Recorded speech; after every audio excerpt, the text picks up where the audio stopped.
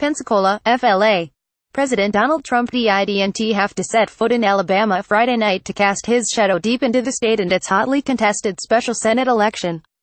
Just 4 days before voters go to the polls, at a rally about 15 miles from the Alabama border, Trump delivered his most throated endorsement yet of Republican candidate Roy Moore.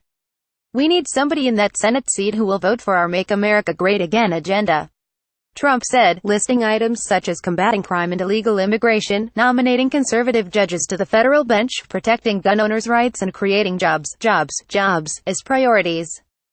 "So get out and vote for Roy Moore." The president echoed those sentiments in a Saturday morning tweet. A big contingent of very enthusiastic Roy Moore fans at the rally last night.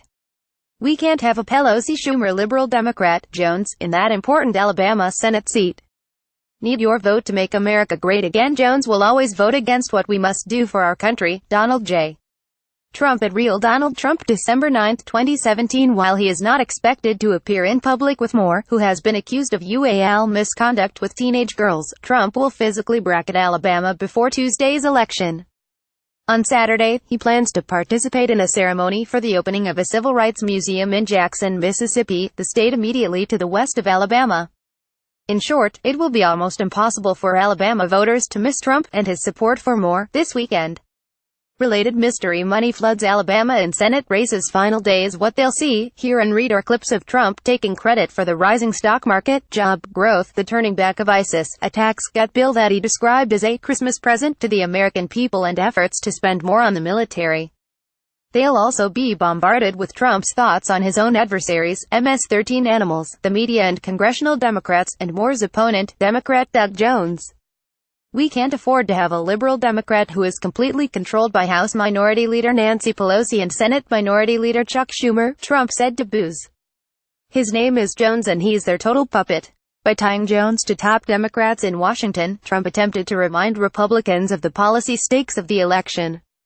"We cannot afford, the future of this country cannot afford to lose the seat," Trump said, referring to his party's razor-thin 5,248 advantage in the Senate. He accused Democrats of trying to hold troop funding hostage for amnesty, as they try to use a year-end spending deal to protect immigrants who are brought to the U.S. as children from being deported.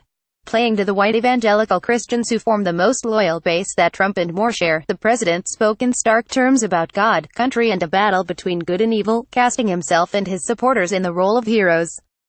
"Americans don't worship government," Trump said, "we worship God. We believe that every American should stand for the national anthem," he said.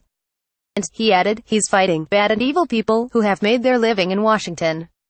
Responding to chants of "lock her up" from the crowd, the president denounced America's rigged system. "This is a sick system from the inside," Trump said. "And you know there's no country like our country, but we have a lot of sickness in some of our institutions and we're working very hard." Trump's marriage of those themes was underscored by several large American flags and gigantic signs with green and red typeface featuring a Trump logo and the words, "Merry Christmas." While the nearly 80-minute address had the feel of a campaign stump speech, a testing out of themes and phrases for the 2020 election, it was the punchy and passionate case he made for Moore that held the most importance for his party and his agenda in the short term. He tried to bolster Moore's defense that he did nothing inappropriate by pointing to the acknowledgement by one accuser, Beverly Young Nelson, that she added notes to the bottom of a yearbook message she says was written by Moore when she was in school and he was an adult. "How many people here are from the great state of Alabama?" Trump asked to applause and hooting. "I have to say this. Did you see what happened today? You know the yearbook. Did you see that? There was a little mistake made.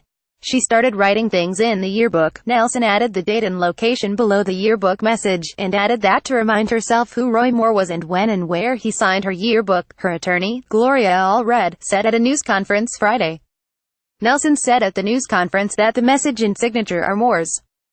"I want everybody to know that I stand by my previous statement, that Roy morally assaulted me," she said Friday. Trump also reserved mention for Allred, saying, "Anytime you see her, you know something's gone wrong." Allred is representing Summer Zervos, the former Apprentice contestant who says Trump brutally assaulted her in 2007, in a defamation lawsuit against the president.